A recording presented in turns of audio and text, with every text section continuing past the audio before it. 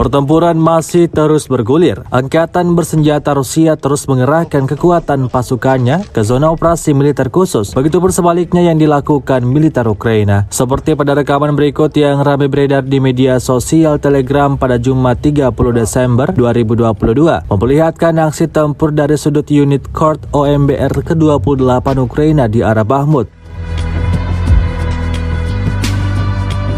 Sejumlah prajurit tersebut melancarkan aksinya di dalam parit, meluncurkan rentetan tembakan ke arah posisi pasukan Rusia berada. Tak tinggal diam, diketahui pasukan Rusia juga melakukan serangan balasan. Aksi saling tembak pun tak terhindarkan. Hingga video ini beredar, belum diketahui pasti ada berapa jumlah korban jiwa dalam peristiwa ini. Kendati demikian, rekaman ini telah menuai beragam komentar dari warganet.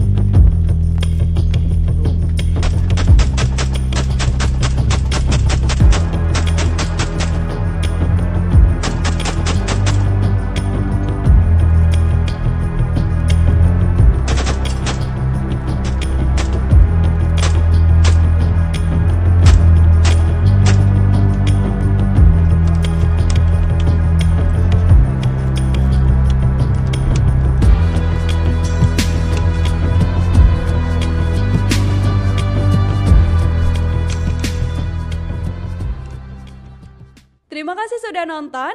Jangan lupa like, subscribe, dan share ya.